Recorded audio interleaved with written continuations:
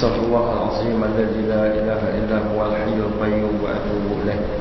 أستغفر الله العظيم الذي لا إله إلا هو الحي القيوم وأتوب إليه. أستغفر الله العظيم الذي لا إله إلا هو الحي القيوم وأتوب إليه. بسم الله الرحمن الرحيم. السلام عليكم ورحمة الله وبركاته.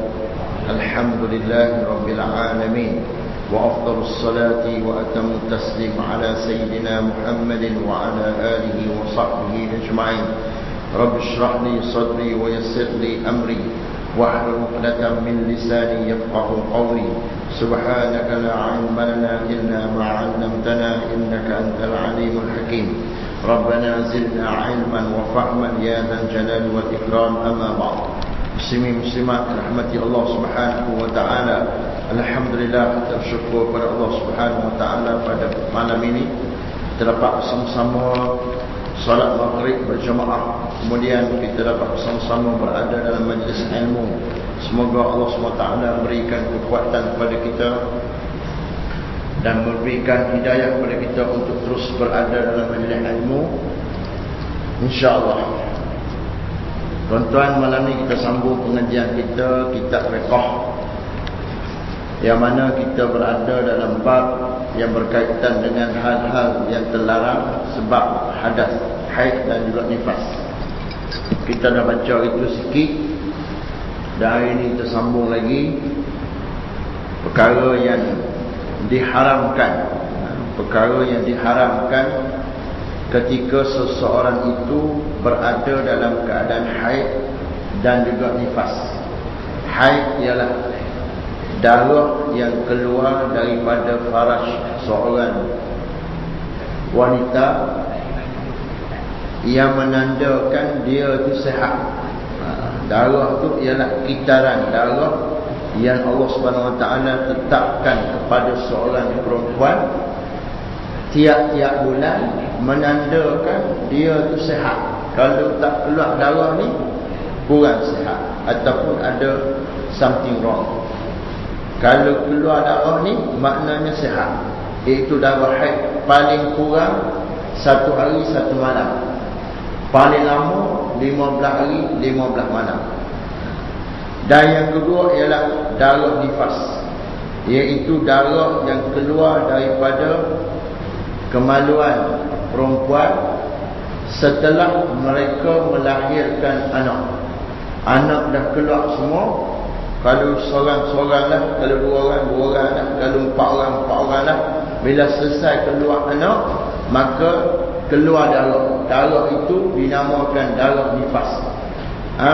Kebiasaannya 40 hari, paling lama 60 hari, paling sekejap tak ada langsung.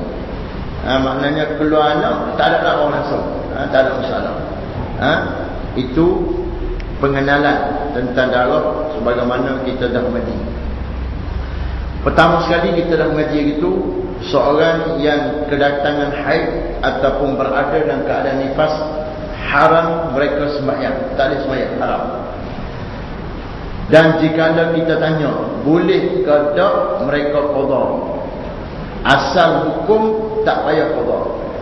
Hadis daripada Aisyah radhiyallahu anha bahwasanya Nabi sallallahu alaihi wasallam bersabda, "Idza aqbalatil haidatu fada'is salata." Apabila datang haid, datangnya darah haid, maka tinggalkanlah sembahyang. Dan Nabi sallallahu alaihi wasallam juga bersabda, hendaklah tiap-tiap orang yang kedatangan haid mereka mengqadakan puasa dan tidak mengqadakan sembahyang. Kenapa? Kerana puasa di bulan Ramadan masih banyak masa untuk mengqadakan. Dan sembahyang, dia fardu sembahyang ni tiap-tiap hari ada fardu. Kalaulah seorang perempuan itu terpaksa qada selama 15 hari tiap-tiap bulan, sudah pasti dia kena sembahyang hak 15 hari lagi tu 10 sembahyang tiap-tiap hari. Dan ini mungkin musyaqqah, menyebabkan mereka rasa berat. Maka syariat Allah Subhanahu Wa Taala telah memberikan rukhsah dengan tidak mengqadanya. Kalau kita tanya apa hukum seorang yang kedatangan haid, kemudian dia bersih, dia suci daripada haid, kemudian dia nak qada sembahyang dia, nak qada juga. Nak qada juga. Pendapat sebahagian ulama menyatakan haram dia qada. Haram kerana berpandukan kepada nas, iaitu menghalang, melarang seseorang itu mengqada sembahyangnya apabila dia tinggal kerana haid. Maka hukumnya haram. Walaupun ada sebahagian ulama menyebutkan makruh. Walaupun ada sebahagian ulama menyebutkan makruh, tapi yang muktamadnya ialah haram, iaitu tak boleh qada. Kalau dia nak sembahyang juga, untuk dia tambah pahala dia, untuk dia rapatkan diri dengan Allah, dia boleh sembahyang sunat-sunat lain yang masih banyak. Dan hari ini juga kita dah belajar, iaitu tentang tawaf. Termasuk dalam bab sembahyang ialah sujud tilawah, sujud tilawah dan juga sujud syukur.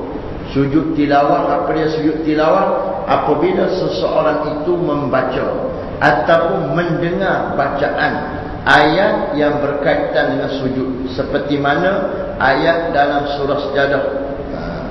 Ayat dalam surah Sajadah kita dah baca selalu pada hari Jumaat sembahyang subuh. Maka kalau kita baca di luar daripada sembahyang, kita juga disunatkan sujud Sajadah, sujud tilawah. Sujud tilawah kita yang panggil sujud Sajadah. Sebab ayat tu ayat berkaitan dengan Sajadah, maka kita panggil dia asal namanya ialah sujud tilawah. Maka sunat kita sujud. Sunat kita sujud. Maka apabila seorang itu kedatangan haid, dia mendengar orang lain membaca ayat yang berkaitan dengan sujud, maka haram dia sujud, tak boleh sujud. Begitu juga sujud syukur. Sujud syukur juga tidak boleh. Termasuklah sembahyang jenazah juga tidak boleh. Sembahyang jenazah, kerana kaum muslimat boleh bersembahyang jenazah, tapi kerana kebiasaannya kaum lelaki lah yang solat jenazah ni, kerana mereka mudah untuk meninggalkan kerja-kerja harian mereka untuk menunaikan solat jenazah. Maka kebanyakan negara umat Islam, mereka yang solat jenazahnya ialah kaum lelaki. Tapi kalau orang perempuan nak sembahyang, boleh ke tak? Boleh, tidak ada masalah. Dan juga tawaf di Baitillahil Haram, haram mereka tawaf. Dan juga menyentuh dan membawa Al-Quran. Ini kita bahas hari itu, menyentuh dan membawa Al-Quran serta membaca Al-Quran itu sendiri haram, kecuali bagi mereka yang sudah terbiasa membaca Quran, ataupun terutama sekali mereka yang hafizah, yang menghafaz Al-Quran. Mereka wajib ataupun rutin mereka membaca Quran. Dan kalau mereka tak baca, menyebabkan mereka lupa, maka mereka boleh membaca Quran sekadar rutin mereka harian. Mereka baca 1 juzuk ke 2 juzuk dengan suara yang tidak nyaring dan dengan niat berzikir, iaitu mengingati Allah Subhanahu wa ta'ala. Dan juga orang yang mengajar Quran ataupun yang belajar Quran diberikan rukhsah untuk meneruskan proses belajar dan mengajar. Kerana kalaulah mereka terpaksa berhenti, maka tutuplah. Seperti mana yang kita bahas. Ini nak ulang sikit. Diam dalam masjid, iaitu duduk dalam masjid, juga haram bagi perempuan yang kedatangan haid. Mereka hanya boleh lalu saja. Lalu ila abiris sabil, kecuali mereka yang lalu. Dan lalu ni pun dibolehkan untuk perempuan yang kedatangan haid yang tidak takut ataupun tidak ada keraguan adakah darah dia akan menitik dalam masjid. Kalau dia ragu, contoh dia lalu, mungkin darah dia menitik, maka haram dia lalu, tak boleh. Yang kelima ialah puasa. Puasa fardu ataupun sunat, tak boleh mereka puasa. Kalau puasa fardu, mereka wajib menggantinya di hari-hari yang lain. Itu yang telah kita bahas bersama pada pengajian yang lalu, sekadar peringatan pada malam ini.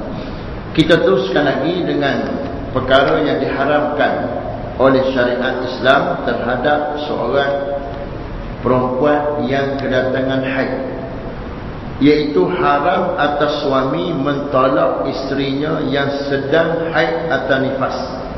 Walaupun pembahasan ini tidak berkaitan dengan perempuan, dia berkaitan orang lelaki.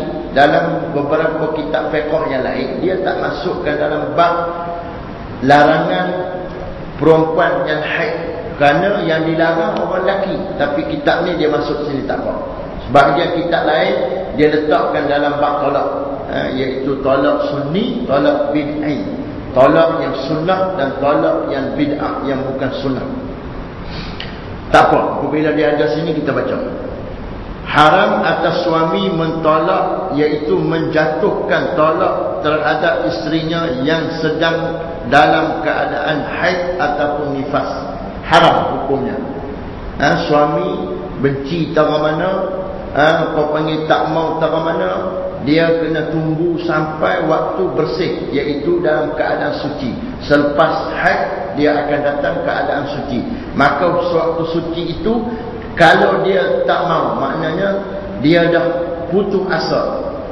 Usaha dia untuk menyelamatkan rumah tangga dia sudah gagal. Tak ada dah usaha lain kecuali kena berpisah. Maka Allah SWT sebut dalam Quran, wasarrihu, naklah kamu berpisah dengan baik.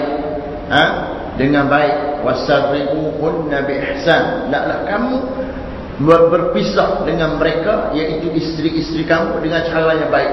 Apa itu cara yang baik? Iaitu mentolak mereka, menjatuhkan tolak pada mereka sewaktu mereka berada dalam keadaan suci. Kenapa mentolak mereka, menjatuhkan tolak dalam keadaan suci ini baik berbanding dengan menjatuhkan tolak dalam keadaan mereka haid?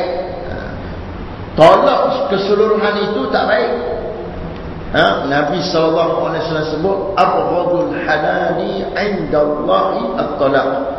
Perkara yang paling Allah tak suka tapi dia halal, iaitu tolak. Allah tak suka tapi dia halal, kerana dia satu-satunya penyelesaian. Apabila dah tak ada jalan lain, maka itulah penyelesaian, dan mungkin penyelesaian itu boleh memperbaiki kedua-dua belah pihak. Maka kenapa menjatuhkan tolak dalam keadaan suci itu lebih baik daripada menjatuhkan tolak dalam keadaan haid? Kerana dalam mazhab Asy-Syafi'i, seorang perempuan, seorang isteri yang ditolak, yang dijatuhkan tolak oleh suaminya, dia kena tunggu 3 kali suci. 3 kali suci barulah dia boleh berkahwin dengan lelaki yang lain. Makna kalau dia tolak dalam keadaan suci, 1 suci, tak? Kemudian kedatangan haid, kemudian suci, kemudian haid, kemudian suci. Lebih kurang dia kena tunggu dalam berapa bulan? Kalau hari 5 bulan, tak sampai 5 bulan, dalam 4 bulan, 3 bulan lebih. 4 bulan, maka tak lama. 4 bulan. Tapi kalau dia tolak dalam keadaan haid, dah ada haid 1, nak tunggu suci pula lama. Waktu suci dia jadi 6, jadi mungkin masuk dalam 5 bulan. Kerana kebiasaan orang Arab jahiliah, mereka menganiaya isteri mereka dengan mentolak mereka dalam keadaan haid. Kemudian apabila dah akhir nak habis iddah, mereka rujuk balik dan mereka tolak balik tolak yang kedua. Kemudian apabila nak habis iddah, mereka rujuk balik, barulah tolak yang ketiga. Maka seorang isteri itu terpaksa menunggu mungkin 1.5 tahun, 2 tahun, barulah dia boleh terlepas daripada suaminya dan boleh berkahwin dengan orang lain. Ini di antaranya berlaku penganiayaan kepada kaum wanita. Jadi Islam yang dibawa oleh Nabi kita SAW, dia nak mengangkat martabat wanita, nak menyelamatkan keadaan mereka. Maka diletakkan hukum oleh syarak, kalaulah tidak ada jalan penyelesaian yang lain selain daripada tolak, maka hendaklah kamu jatuhkan tolak terhadap isteri kamu itu di waktu dia berada dalam keadaan suci. Sabda Rasulullah sallallahu alaihi wasallam, Faqala Rasulullah sallallahu alaihi wasallam, murhu falyuraji'ha thumma liyumsikha hatta tadhura thumma tahida thumma tadhura thumma in sha'a amsaka ba'du wa in sha'a talaqa qabla an yamussa fatilka al-'iddatu allati amara Allah an tutallaqa laha an-nisaa'u. Rawahu al-Bukhari wa Muslim. Ibnu Umar, anak Sayyidina Umar radhiyallahu anhu, dia berlaku orang panggil talak di antara dia dengan isterinya. Ibnu Umar telah mentalak isterinya yang sedang haid. Maka Sayyidina Umar radhiyallahu anhu menanyakan hal itu kepada Rasulullah sallallahu alaihi wasallam. Beliau berkata kepada Umar, iaitu Rasulullah, suruhlah anakmu itu supaya rujuk. Suruh dia rujuk kepada isterinya itu yang dia tak talak. Rujuk balik, ambil balik. Kemudian hendaklah dia tahan dahulu sampai perempuan isterinya itu suci daripada haid. Kemudian dia haid lagi, kemudian dia suci lagi. Sesudah itu kalau ia, Ibnu Umar, menghendaki teruskan perkahwinan itu, kalau dia nak, dia teruskan perkahwinan, tak menjatuhkan talak. Dan itulah yang baik. Dan jika ia menghendaki, boleh ditolaknya sebelum dicampurinya, sebelum dia jima isterinya itu. Dan demikianlah iddah yang disuruh oleh Allah Subhanahu Wa Taala, yang boleh padanya perempuan ditolak. Maknanya dalam keadaan suci yang belum dijima. Suci patut tak jima lagi. Sebab apa? Sebab apabila seorang suami telah menjima isterinya, ditakuti jimaknya itu telah jadi anak ataupun dah direzekikan oleh Allah SWT anak, maka dia kena tunggu sampailah hari anak, barulah dia boleh tolak. Tidak, dia menginyaya dengan iddah yang begitu panjang. Dan dalam keadaan hamil tanpa ada seorang suami yang dapat membantu dia. Itu Islam ajar elok, molek. Kalau nak banding dengan undang-undang lain, tak ada lah bandingan. Tapi kadang-kadang orang tak mau ikut. Tak, orang tak mau ikut. Sebab kalau orang semua faham Islam, jadi comel, jadi cantik. Tapi kerana tak faham, bukan saja tak faham, tak diberi faham. Bukan saja tak diberi faham, dilarang beri faham. Itu masalah. Tak. Itu faham lah. Itu bab tolak. Kita tak payah panjang-panjang. InsyaAllah dalam bab tolak nanti kita akan cakap lagi. Maknanya, kalau ada perbalahan di taman kita ke di mana-mana ke, kita bagi nasihat begitulah. Maknanya kalau tak ada dalam penyelesaian, boleh tolak isterimu, tapi dalam keadaan dia suci dan belum dijima. Itu nasihat kita. Jadi kalau ada dalam penyelesaian lain, kita gunakan hal lain. Banyak Islam diatur daripada berbalah suami isteri. Apabila ada suatu krisis, dia suruh suami tidur mula-mula sekali atas katil sama, tapi jangan bercakap. Jangan bercakap. Yang kedua, jauhkan sikit badan. Dia kat belah ni, kita belah ni, jauh sikit. Kalau tak dengar juga, tak berubah juga, dia kata katil, kita atas kursi, dalam bilik lagi. Kalau tak dengar juga, kita luar bilik, dia dalam bilik. Kalau tak dengar juga, kita luar rumah, dia dalam rumah. Kena gigit nyamuk. Kalau tak dengar juga, panggil wakil sebelah dia, wakil sebelah kita, pi bersembang. Wakil sama wakil pula nak selesai macam mana ni. Tak, wakil pun tak berjaya juga, barulah last sekali. Begitu. Dia bukan hak awal-awal sekali tolak. Kalau orang buat yang ni, clear, tak ada masalah. Tak. Kalau orang boleh buat, dia sebenarnya hak Islam buat tak elok. Tak. Islam susun tak elok. Elok. Kalau kita buat, dia akan insya-Allah bukan sahaja menyelamatkan rumah tangga, bahkan mengukuhkan rumah tangga. Maknanya kalau baik lepas tu pun baik sungguh. Baik sungguh. Nombor 7, haram atas suami isteri bersetubuh ketika isteri dalam keadaan haid ataupun nifas, sampai ia suci dari haid atau nifasnya dan sesudah ia mandi. Ini hukum orang yang berada dalam keadaan haid dan nifas. Firman Allah Subhanahu wa taala, wa yas'alunaka 'anil mahid qul huwa adan fa'tazilun nisaa fil mahid wala taqrabuhunna hatta yadhhurna. Situ dia tulis yadhhabna, aslinya itu yadhhurna, ataupun ada qiraat yatatahharna. Dia ada dua qiraat. Fa in tatahharna fa'tuhunna min haitsu amarakumullah innallaha yuhibbut tawwabin wa yuhibbul mutatahhirin. Mereka bertanya kepadamu ya Muhammad perihal darah haid. Katakanlah bahawa darah haid itu suatu penyakit. Darah haid, darah tu orang perempuan yang keluar haid dia sihat. Jangan silap faham. Orang perempuan yang keluar darah haid itu menandakan dia sihat, dia subur. Sihat, maknanya dia biasa. Tapi darah haid itu sendiri, darah itu sendiri membawa penyakit. Darah itu sendiri bawa penyakit. Bawa penyakit. Sebab itulah dia perlu dibersihkan. Dibersihkan maknanya kalau kita panggil waktu dalam keadaan haid ni, darah tu mesti dibuang. Maknanya dia buang pun dengan berhati-hati, tak boleh buang gitu dah. Sebab dia ni mendatangkan penyakit. Dia mendatangkan penyakit. Sebab itu hindarilah perempuan-perempuanmu ketika mereka sedang haid, dan janganlah kamu hampiri sampai mereka suci.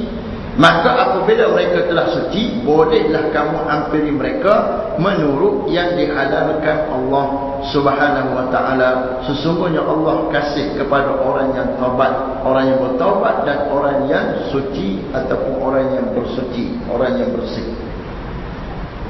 Dalam ayat ini jelas menyatakan kepada kita tak boleh mendekati perempuan-perempuan kamu.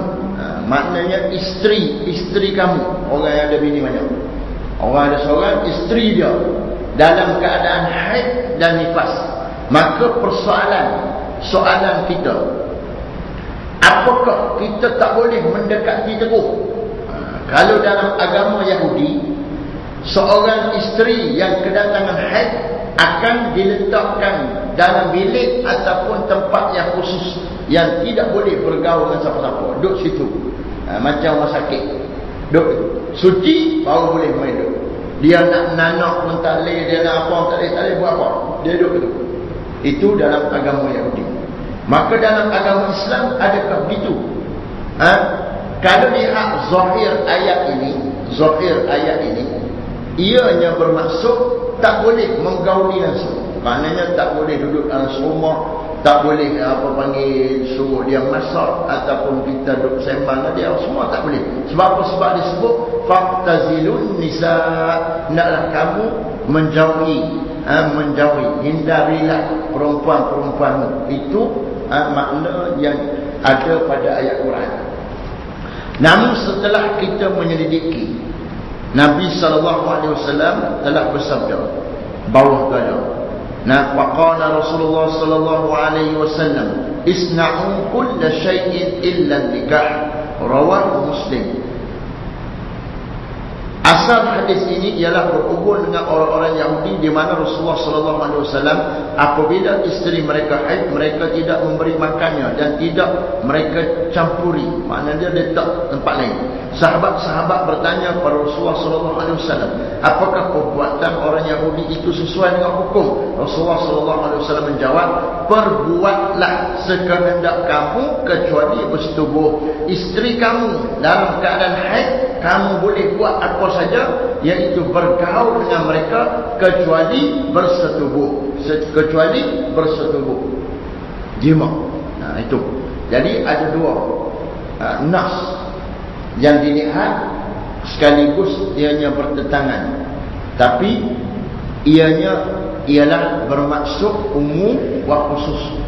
Nas Al-Quran itu umum, nas hadis daripada Nabi SAW telah mengkhususkan nas Al-Quran. Jadi yang kita pakai ialah hukum yang khusus. Apabila sesuatu yang umum dan ada yang mengkhususkan, maka yang dipakai ialah yang dikhususkan, iaitu apa yang disebutkan oleh hadis Nabi SAW.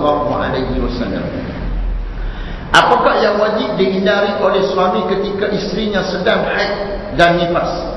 Apakah yang perlu dihindari? Seluruh tubuh badan dia ke ataupun jima' saja? Dalam soal ini ada beberapa pendapat seperti di bawah ini. Yang pertama, yang wajib dihindari ialah semua badan isteri. Ini hukum secara zahir. Kerana dalam ayat diperintah menjauhi perempuan dengan tidak ditentukan apanya yang harus dijauhi. Itu secara zahir nampak begitu. Yang kedua, yang wajib dihindari hanya tempat keluar darah itu saja. Kerana pembicaraan dalam ayat mengenai darah. Ayat ini menyebutkan yas'alunaka 'anil mahid. Mereka bertanya tentang wanita-wanita, perempuan-perempuan yang kedatangan haid. Jadi jawapannya fa'tazilun nisa, jauhilah perempuan-perempuanmu, iaitu jauhi tempat keluar haid, tempat keluar darah haid. Itu yang diambil oleh sebahagian ulama dan dikuatkan dengan hadis Nabi SAW yang kita baca tadi. Dan pendapat yang ketiga menyatakan wajib dihindari antara pusat dan lutut perempuan kerana dikhawatirkan tidak sabar. Ada hadis Nabi SAW yang menyatakan kepada kita bahawasanya hendaklah dijauhi perkara yang terletak di bawah izar. Di bawah izar. Dia kata apa? Nabi SAW bersabda kepada kita,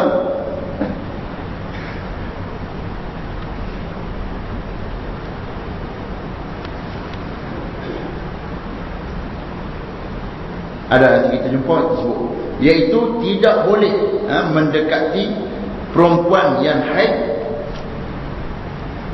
perkara ataupun benda yang terletak di bawah kain. Benda yang terletak di bawah kain. Benda yang terletak di bawah kain.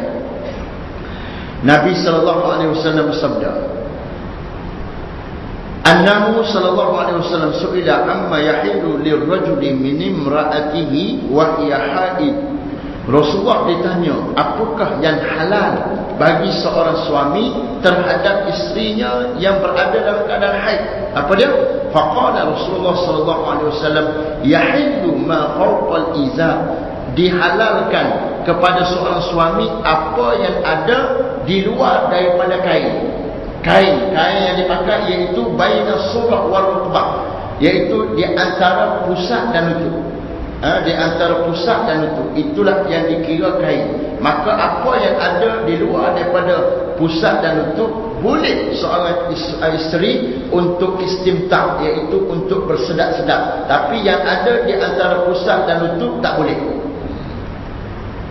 Dan ada hadis Nabi SAW menyebutkan kepada kita yang kita baca tadi, isna'u kulla syai'in illa nikah. Kamu boleh buat apa saja kecuali kamu jima' dia, kecuali kamu nikah dia, iaitu jima'. Dan hadis Nabi SAW juga menyebutkan kepada kita, man hama haulal hima yushiku an yaqa'a fi. Siapa yang bermain di tepi perkara yang haram, ditakuti dia terjatuh dalam tempat haram itu. Inilah beberapa nas yang menunjukkan kepada kita perlu kita mengambil beberapa orang panggil ketetapan. Pertama saya sebut, dia melihat kepada seseorang, dia punya apa panggil nafsu lah lebih kurang, ataupun nafsu orang. Kalau nafsu orang tu dia apabila istimta' di antara pusat dan lutut, istimta' iaitu bersedap-sedap di antara kedua tu, menyebabkan dia terlampau ataupun dia ni tak boleh pegang nafsu dia terlajak, maka haram dia istimta' di antara kedua tu. Tapi kalau seorang itu dia boleh pegang nafsu dia, walaupun dia bersedap di antara apa yang ada di antara pusat dan lutut, dia tidak terjatuh pada yang haram, iaitu menjimuk isteri dalam keadaan haid, maka boleh bagi dia untuk istimta' di antara dua itu. Tapi Rasulullah SAW menyebut, siapakah yang memiliki kekuatan itu di antara kamu kecuali aku. Rasulullah sebut begitu. Maka kita ambil hukum dia begitulah. Saya nak sebut beberapa ketetapan lain. Kita tak malu dalam hukum kan? Jangan malu pula. Saya lagi malu nak sebut. Tapi saya sebut juga, buat tak malu dah. Tak. Pertama, isteri ini ialah tempat suami menempiaskan nafsu. Dan tujuan nikah itu sendiri ialah al-waqu. Kalau kita balik kitab-kitab fiqh, apa makna nikah dari sudut bahasa ialah al-waqu ataupun jima'. Nikah itu tujuannya jima', dan juga disebutkan oleh ulama mahar yang dibayar oleh seorang suami itu ialah dibayar kerana ada imbangan jima'. Bayar kerana ada imbangan jima', imbangan faras. Sebab itulah orang yang berkahwin dia bayar mahal, tapi dia tak dan jima' isteri dia. Dia kahwin, angkat nikah, lepas tu cerai tu, tak ada jima' isteri dia boleh ambil balik mahal dia. Dia boleh ambil mahal dia. Tapi kalau dia sedekah, itu lebih baik. Dia boleh ambil separuh, saya rasa. Kalau dia sedekah, itu lebih baik. Kenapa? Kerana dia tak dapat imbalan kepada mahar itu sendiri. Itu yang pertama. Dan Allah SWT, maksud insyaAllah, Allah SWT sebut kepada kita, nisa'ukum harsul lakum, perempuan kamu ialah bendang kamu. Lebih kurang itulah. Harsul ni tempat cucuk tanam. Perempuan kamu ialah tempat bercucuk tanam kamu, iaitu tempat kita membenihkan keturunan kita. Itu satu. Dan dalam surah Al-Baqarah ayat berkaitan dengan puasa, menyebutkan kepada kita bahawasanya boleh uhilla lakum tengok ayat dia panjang, yang menyebutkan kepada kita, datangilah isteri kamu dari sudut mana yang kamu kehendaki. Datangilah isteri kamu dari sudut mana yang kamu fatuhunna min haitsu amarakumullah. Fatuhunna min haitsu amarakumullah. Datangilah isteri kamu dengan cara yang Allah SWT suruh kamu. Dan dalam ayat lain juga menyebut kepada kita, datangilah isteri kamu dengan cara apa yang kamu kehendaki. Maknanya isteri ini ialah tempat suami melampiaskan nafsu dia. Itu satu. Dan begitu juga sebaliknya begitu juga. Seorang isteri, suamilah tempat melampiaskan nafsu dia. Maka Islam pun susun. Kerana apa? Kerana Islam menciptakan manusia, zuyyina lin-nasi hubbus syahawati minan nisa. Dihiasi manusia ni, kita semua ni cinta kepada pasangan.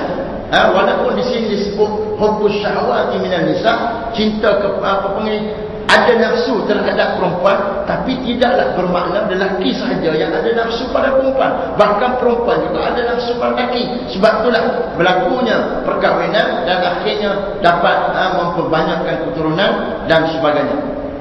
Itu asas. Maka Islam datang, dia mengatur bagaimana nak mengatur nafsu ni.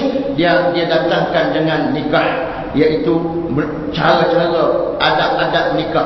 Siapakah yang jadi wali, siapakah calon suami, calon isteri, bagaimana nak pilih calon suami dan calon isteri, maharnya, soal nak buat walimatul urusnya, macam mana nak hidup rumah tangganya, tanggungjawab semua diuruskan. Dan juga Islam mendatangkan hukum haram berzina, la taqrabu zina, haramnya zina. Sebab apa? Sebab nak tarik semua manusia ni supaya ikut Allah suruh ni. Jangan sekali-kali melanggar, kerana apabila dilanggar boleh menyebabkan porak-poranda kehidupan. Maka semua kena ikut ni. Maka apabila ikut ni, nikah semua diatur lagi. Kerana apa? Kerana perempuan dia ada keadaan dia apa? Iaitu kedatangan haid. Haid ni untuk apa? Haid ini ialah untuk membersihkan rahim. Daripada apa? Daripada benih-benih yang Allah ciptakan pada tiap-tiap bulan, tapi benih ini tidak disenyawakan. Dia ada telur-telur dia tu, tapi tak disenyawakan. Maka telur ni hancur balik jadi darah. Maka perlu dibersihkan, dikeluarkan daripada rahim untuk diciptakan telur yang baru. Dikeluarkan telur sehinggalah apabila disenyawakan, maka tidak ada darah. Tak keluar darah haid. Walaupun ada kadang-kadang keluar, tapi yang kadang-kadang itu tidak diambil sebagai hukum. Yang diambil sebagai hukum ialah kebiasaan sebahagian besar daripada perempuan-perempuan. Itu berlaku. Maka untuk dalam keadaan haid ini, Allah SWT mengatur bagaimana seorang suami dan isteri itu untuk melampiaskan nafsu. Ni tengok Islam cantik, elok, tapi tak menggunakan. Cantik, elok. Sebab apa? Sebab nak mengelak berlakunya zina. Nak mengelak suami mungkin berzina. Nak mengelak suami mungkin cari hal lain. Sebab apa? Sebab isteri dia berada dalam haid. Kalau 3 hari tak apa. Kalau 15 hari macam mana? Kalau orang tu makan ikan dia tak apa. Tapi kalau kambing dia tiap hari macam mana? Kalau dia punya makanan dia yang berzat, mungkin nafsu dia kuat. Sebab tu Islam memberikan jalan. Di antaranya boleh kahwin sampai 4. Boleh kahwin sampai 4. Kalau hak ni haid, hak ni tidak haid, mungkin gitu. Terang. Dan Islam juga memberikan penyelesaian kepada orang yang tak mampu untuk kahwin lebih kerana tak ada duit, tapi nafsu dia ada, iaitu istimta' dengan isteri dalam keadaan haid. Bagaimana mereka boleh istimta'? Iaitu paling-paling kurang di luar daripada izar, di luar daripada pusat dan lutut. Dan ulama menyatakan kepada kita dalam kitab Iqna' ada, iaitu di antara berzina dan juga jima isteri dalam keadaan haid. Maka kalau seseorang itu, kalau dia tak jima isteri dia dalam keadaan haid menyebabkan dia berzina, diharuskan dia jima isteri dia dalam keadaan haid. Sebab apa? Sebab nak mengelak kepada zina. Dan ulama menetapkan daripada seorang suami menjima isteri dia dalam keadaan haid, lebih baik dia mengeluarkan mani dia dengan menggunakan tangan isteri dia. Ini hukum. Hanya malu menggunakan tangan isteri dia daripada dia jima. Mana kalau dia boleh melampiaskan nafsu dia untuk sekadar mengelak dia berlaku zina pada dia, mengelak dia tak tenteram hidup dia, dia boleh menggunakan tangan isteri dia untuk melampiaskan nafsu dia. Dan sebahagian ulama menyatakan pada kita juga, iaitu boleh seorang suami menggunakan anggota isteri dia. Maknanya mungkin tangan ke, kaki ke, celak mana-mana ke, senang nak sebut tak, untuk melampiaskan nafsu dia. Kecuali mulut, itu tidak dibenarkan. Al-muktamad, hukum muktamad ialah haram, hukum muktamad. Walaupun ada sebahagian ulama yang membolehkan. Kerana apa?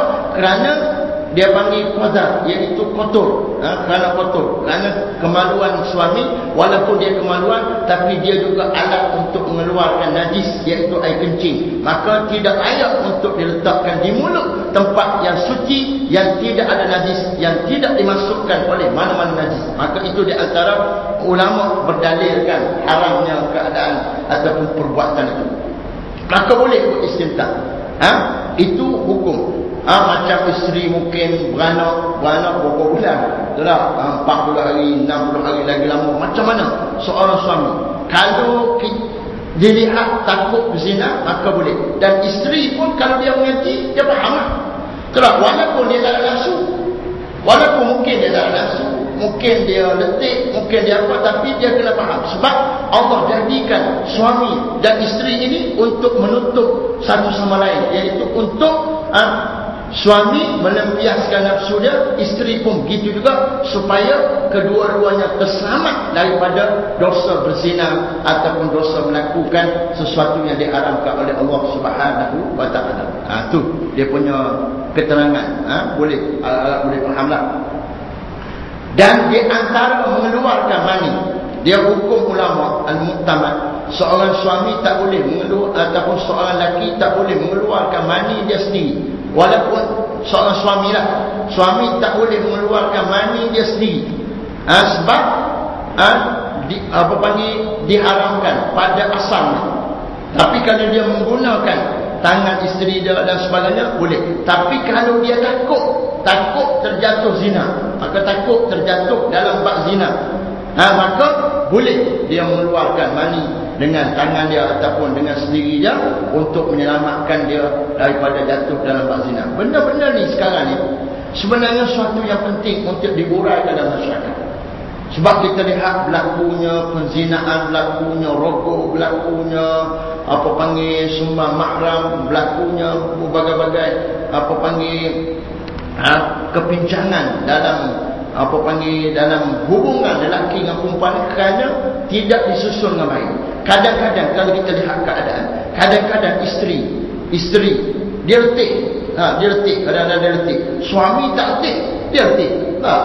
Kadang-kadang dia nak tapi isteri tak mahu. Ini masalah. Kalau kita baca dalam bab Al-Muhimmah, kitab hadis yang berkaitan dengan nikah, perempuan ni akan dilaknat oleh Allah sampai ke subuh. Jadi macam mana nak supaya boleh berkompromi? Kita akan tanya, kenapa letih? Ini masalah dah. Kenapa isteri tu letih? Kerana banyak sangat ke? Ataupun kerana dia bekerja? Kerana dia bekerja sehari suntuk, kemari ke sana kemari, balik rumah pun maghrib dah, malam dia letih. Betul tak? Bila dia tak letih, seminggu letih setiap hari. Suami tak letih. Kalau macam tu keadaan, itu salah dari sudut pengaturan kerja. Sebab itulah Islam meletakkan kaum wanita, isteri ini lebih baik dia berada di rumah. Lebih baik dia menguruskan rumah tangga supaya dia ada kerahatan, supaya dia dapat melayan isteri dia dengan baik dan akhirnya tidak berlaku kepincangan rumah tangga. Kita sekarang ni keadaan kita mengejar kekayaan dunia, tapi kita juga dalam keadaan berusaha menghancurkan rumah tangga. Itu masalah. Tak? Orang duit banyak datuk datin rumah, tapi rumah tangga tak selesai. Buat apa? Rumah besar tapi dia punya kehidupan tak bahagia. Ini Islam nak atur gitu. Kadang-kadang orang kata, apalah Islam nak letak bini, nak letak orang perempuan dalam rumah, tak pergi kelab, nak letak orang perempuan, nak kurung dalam rumah. Ini tamadun zaman dulu ni. Ini zaman purba punya tamadun ni. Kita kena bagi peluang kepada orang perempuan. Dia nak bekerja, dia nak jadi pengarah, nak jadi menteri, nak jadi Perdana Menteri, bagi peluang. Betul, kita boleh bagi peluang, tapi kepincangannya akan berlaku, iaitu tidak dapat menyelesaikan masalah kehidupan rumah tangga, terutama sekali keperluan suami isteri untuk menempiaskan nafsu yang Allah letakkan pada tiap manusia untuk membiarkan manusia. Ini tujuan dia punya Islam, kena faham keseluruhan. Betul tak? Jadi kalau dia duduk letih-letih, berhenti kerja, duduk rumah. Baru tak letih. Tidak, aku cari seorang lagi. Baru tak letih. Berhenti ke? Ni dapat 2,000, 2,000 pada 2,000 lah, duduk rumah. Tak? Rezeki Allah bagi. Doa banyak-banyak, InsyaAllah. Bukan rezeki kita cari dan kita dapat. Rezeki kita cari dan Allah bagi. Tuan-tuan rahmati Allah Subhanahu Wa Taala. Kita habiskan sikit ni. Ada program malam ni?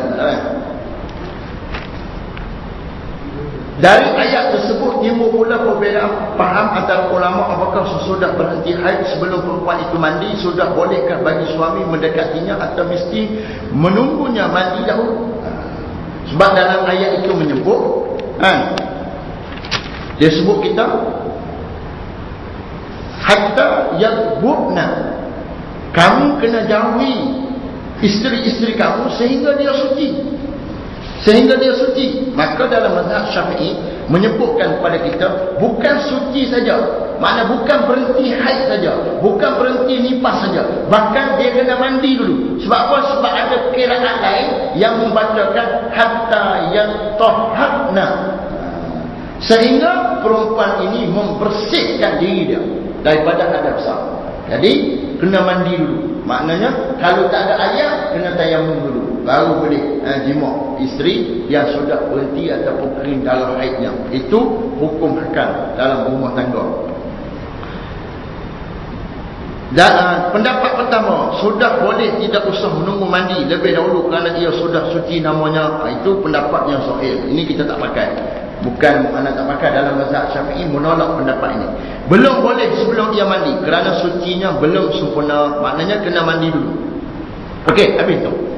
Yang harus diperhatikan berhubung dengan darah. Benda yang harus kita perhatikan, iaitu tambih, benda penting. Di antara beberapa kewajipan kaum perempuan ialah mempelajari hal-hal dan hukum hakam yang berhubung dengan darah haid, darah nifas dan darah penyakit. Dia kena tahu. Ni kena tahu, perempuan kena tahu. Setiap perempuan, mana-mana saja yang muslimat, dia kena tahu. Haid ni keluar bila? Iaitu umur 9 tahun.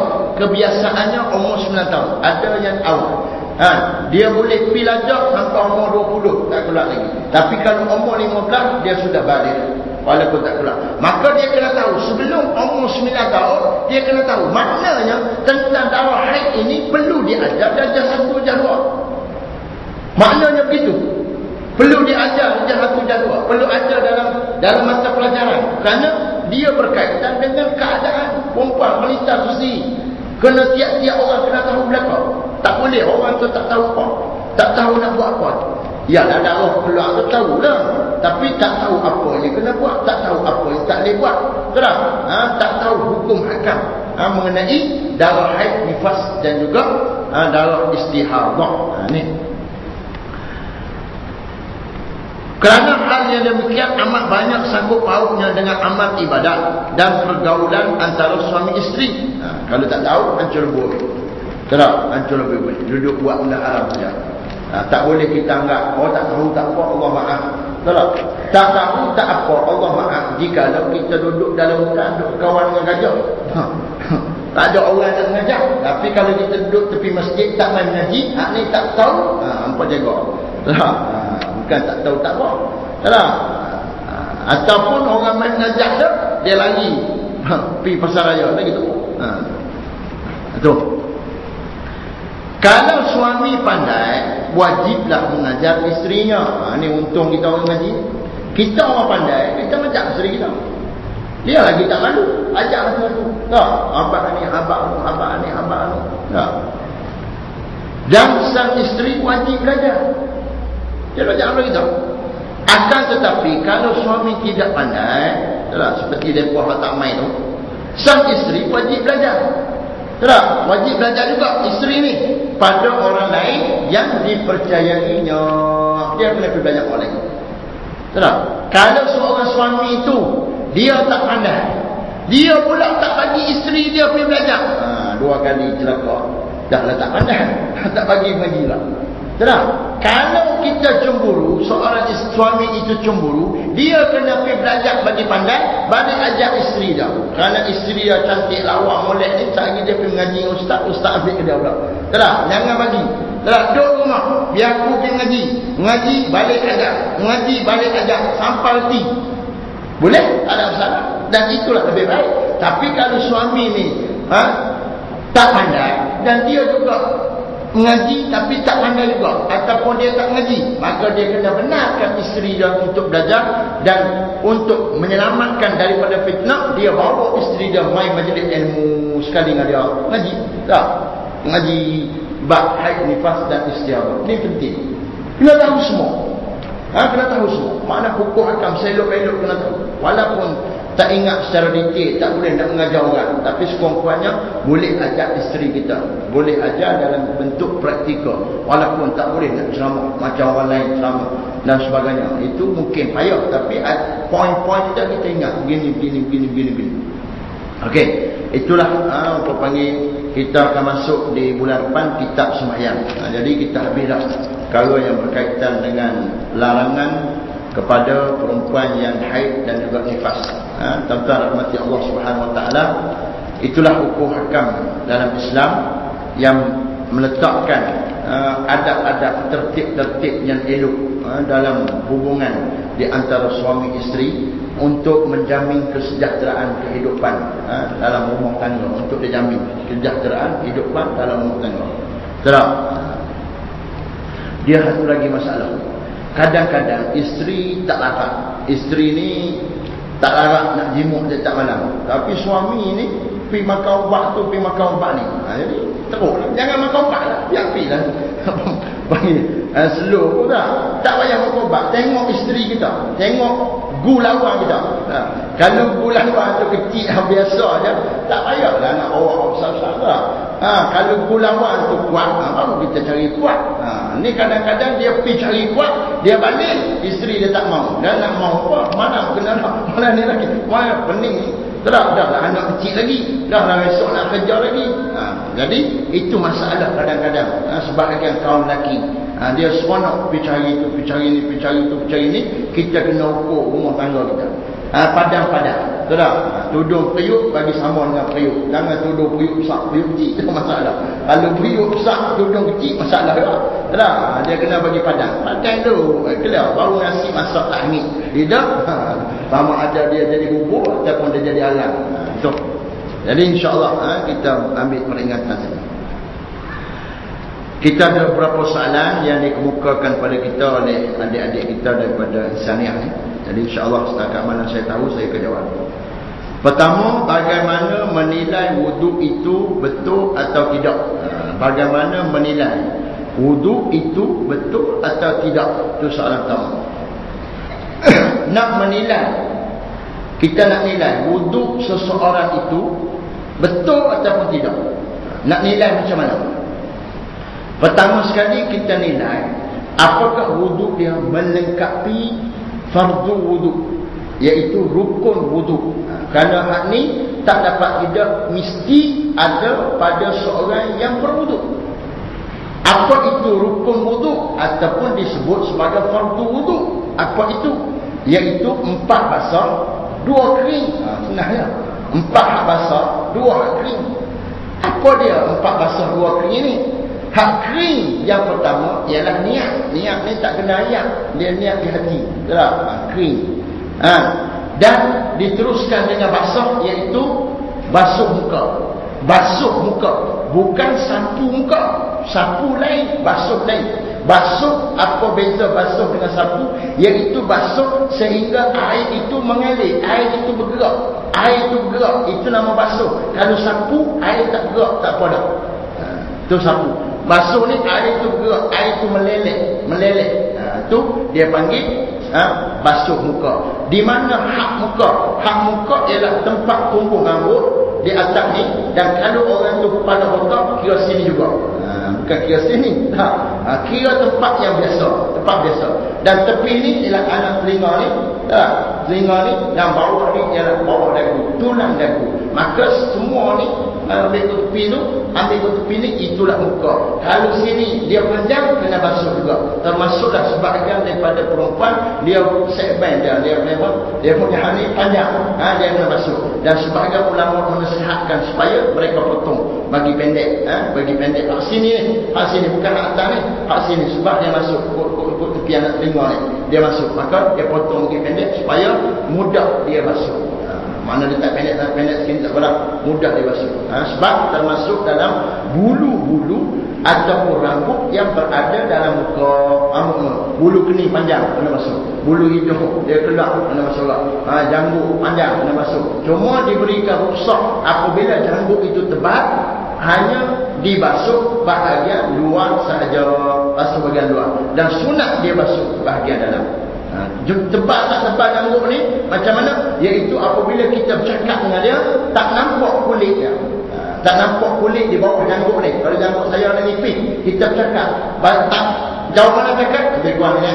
Terang orang tak ada jauh mu cakap, ada cakap seorang-seorang, maka kita tak nampak. Jangan orang buta pula, orang yang celek memang tak nampak lah.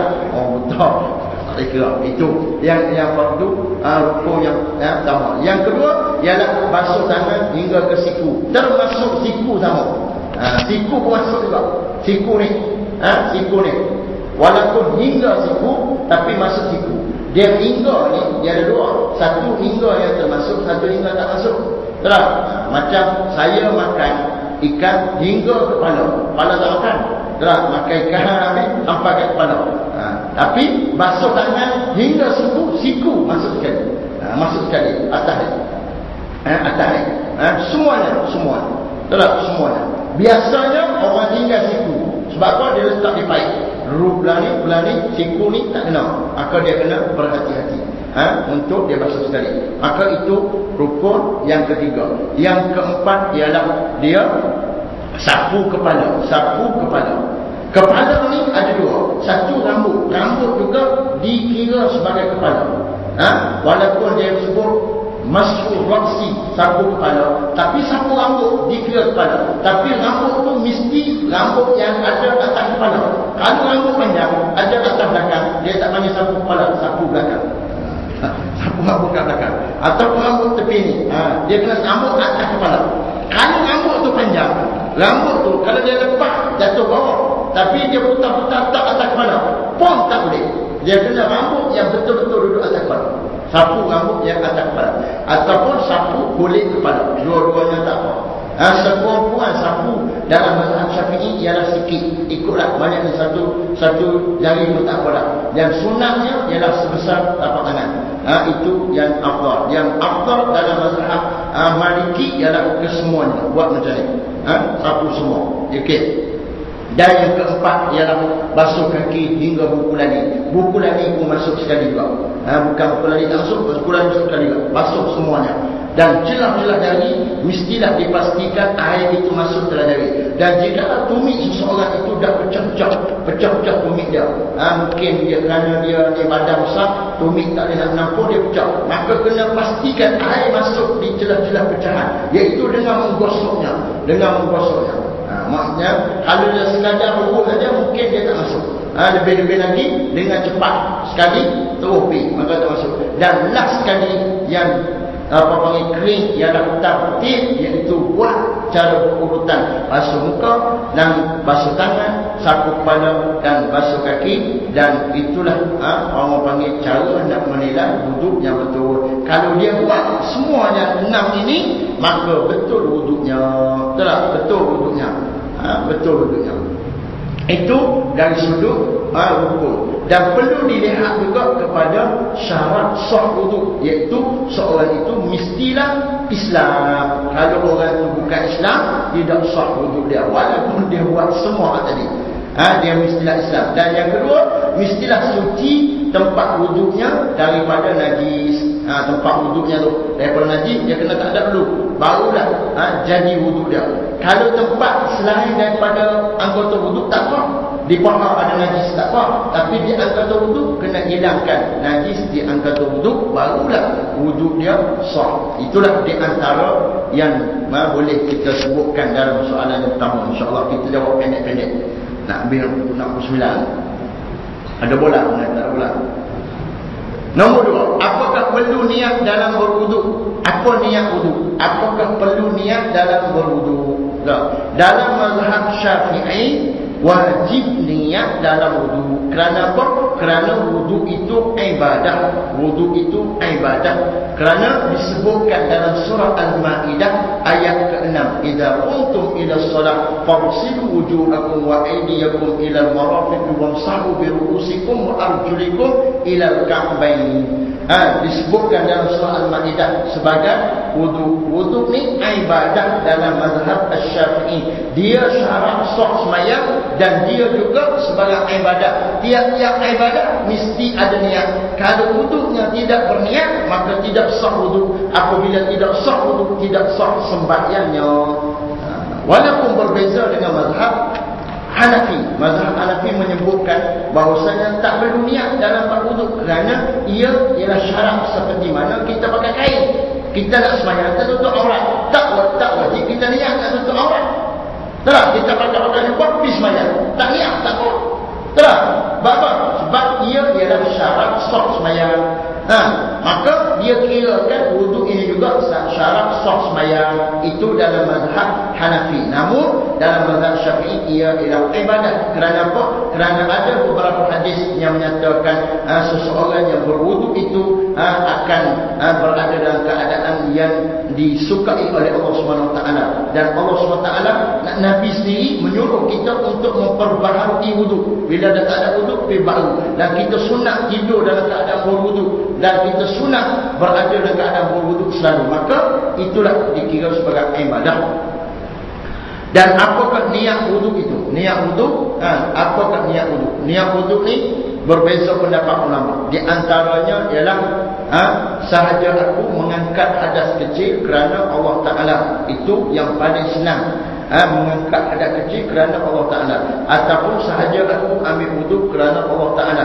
Itu di antara niat yang digariskan oleh ulama. Kedua-duanya sah untuk kita sebutkan. Niat ini sewaktu kita nak masuk buka. Nombor 3, di manakah fungsi hati ketika kita berwuduk? Di manakah fungsi hati ketika kita berwuduk? Fungsi hati ialah niat, pada niat itu. Fungsi hati ialah pada niat seorang. Niat itu mahalluhu fi qalbi. Niat seseorang tempatnya di hati. Dan hati ini sendiri, tuan-tuan, hati ini sendiri, ulama berbeza pendapat. Yang mana ke hati? Yang hitam tu hati ataupun yang jantung, yang depan dalam tu hati. Sebab ada pepatah menyatakan jantung hati. Jantung hati. Sebab apa? Dia gabung dua-dua. Kalau kita buka kitab-kitab lama, ada sebahagian menyebut jantung itulah hati. Ada sebahagian menyebut hak hitam tu, hak hitam-hitam sikit lah. Tengok hati lembu lah, hati kita tengok lagu curug, itulah hati. Namun hati yang sebenarnya ialah sesuatu yang Allah letak dalam dada kita. Sesuatu yang Allah letak dalam dada kita. Dia seperti kemampuan untuk bercakap yang Allah letak di lidahkah dia, di anak cekakah dia, di cekakah dia, di mulutkah dia. Betul? Jadi kadang-kadang digabungkan kesemuanya. Kadang-kadang orang tu lidahnya bukan elok sangat pun boleh bercakap. Kadang-kadang mulutnya sempit pun boleh bercakap. Sebab apa? Digabungkan semua kemampuan yang Allah letak. Dan ada sebahagian ulama menyebutkan hati itu ialah roh. Ruh yang kita kata ruh tu, itulah qalbu hati. Tak apalah mana-mana pun. Jadi fungsi hati ialah pada niat, iaitu untuk mengikhlaskan wuduk dia kerana Allah Subhanahu wa taala, bukan kerana selain pada Allah. Dan yang keempat, adakah kita perlu berwuduk ketika marah? Mengapa? Apabila kita marah, perlukah kita berwuduk? Sunat kita berwuduk ketika marah. Kenapa? Kerana marah itu api, wuduk itu adalah air. Dan api ini akan rasa lemah apabila dicurah dengan air. Walaupun ada sebahagian yang menyebutkan api tak dicurah dengan air, dia jadi kuat lagi. Tak apa, dia punya konsepnya ialah menyejukkan kemarahan kita dengan berwuduk. Menyejukkan kemarahan.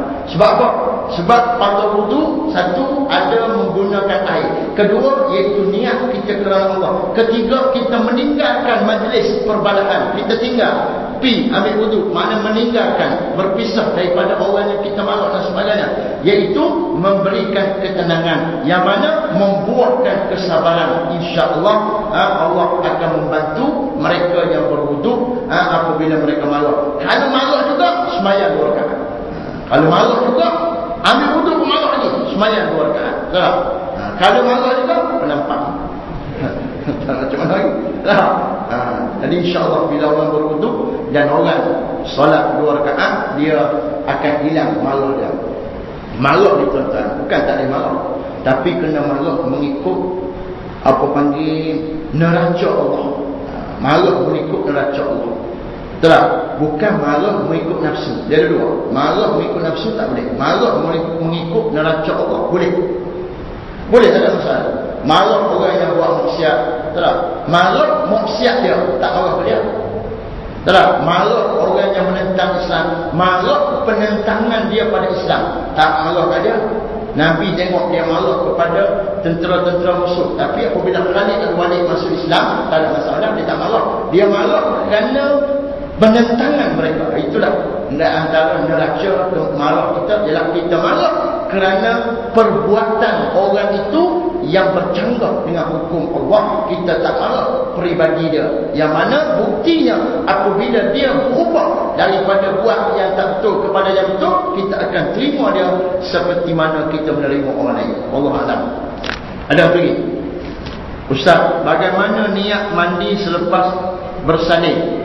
Tolong Ustaz jelaskan. Lepas bersalin tak boleh mandi.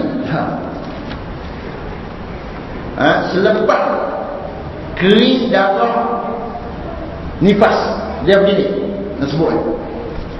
Satu, dia panggil perkara yang mewajibkan seorang mandi. Di antaranya ialah bersalin. Bersalin iaitu beranak, bukan salin pakaian. Beranak. Keluar anak. Keluar anak. Kenapa keluar anak ni kena mandi? Satu, ada orang beranak, dia diikuti oleh darah nifas. Dia beranak dan ada darah nifas. Maka orang ni tak kena mandi lagi. Dia kena mandi selepas kering darah nifas. Baru boleh mandi. Maknanya mandi hak wajib lah. Mandi hak sunat ni mandi pilih mandi pun. Setelah mandi hak wajib, mandi nak bersih diri tak ada masalah. Mandi hak wajib. Kalau dia mandi dah, ni nak abang, Kalau dia mandi dah, waktu dia ada dalam keadaan nifas, dia mandi wajib. Dengan niat untuk mengangkat hadas, hukum dia haram. Kenapa? Kerana dia telah melanggar perintah untuk menerima ketentuan Allah, iaitu dia masih berada dalam keadaan hadas. Tuh, makna dia dianggap istizah, mempersendakan keadaan. Maka dia kena tunggu kering darah nifas baru boleh mandi. Tuh. Dan suatu lagi keadaan orang yang beranak tapi tak keluar darah nifas. Tak keluar, beranak keluar anak, pasti tak ada darah, kering. Tak ada masalah, tak ada masalah. Dan orang ni boleh mandi terus. Mandi tu, dia tengok sehari kering, dia tunggu usaha dalam masa sejam jam kering tak ada darah, maka dia mandi, dia sembahyang. Bila darah tu mari balik, maka dia kena berhenti sembahyang. Sebab apa? Sebab nifas ini dia punya kebiasaannya 40 hari. Mungkin dia tak keluar sehari, 2 hari, 3 hari. Tapi kalau dia tak keluar, kita mandi dulu, sembahyang dulu. Kalau dia keluar, kena berhenti. Sebab kita tak tahu apakah dia ni begitu. Tapi kalau kita sudah ada anak pertama, kedua, yang memang adabnya begitu, maka kita tak mandi dulu. Sebab biasanya darah nifas kita terlambat. Mungkin 2 jam, 3 jam, sehari, 2 hari lepas tu baru dia main. Itu tengok kepada kebiasaan. Dan macam mana nak niatnya? Niatnya ialah yang kita boleh niat sahaja aku mengangkat hadap besar kerana Allah Ta'ala. Itu boleh, itu umum, dia sebut umum. Orang yang haid dia boleh sebut dalam niat dia sahaja aku mandi haid, mandi suci dari haid kerana Allah Ta'ala. Boleh dia niat juga orang yang bersalin ni sahaja aku mandi mengangkat hadap besar kerana Allah Ta'ala. Dia berbagai jenis niat, tapi yang umumnya ialah mengangkat hadap besar. Sebab semua itu digolongkan dalam golongan hadap besar. Dan satu rahsia, kenapa orang yang beranak perlu mandi? Beranak perlu mandi bersama.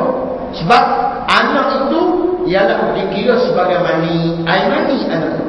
Kerana dia keluar anak, keluar air mani. Sebab anak itu terbentuk daripada air mani isteri dan juga air mani suami.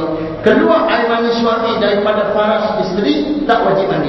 Tapi keluar air mani isteri daripada faras isteri wajib mandi. Maka dikira keluar anak itu sebagai keluarnya air mani daripada faras isteri, maka wajib mandi walaupun tidak ada dalam nifas.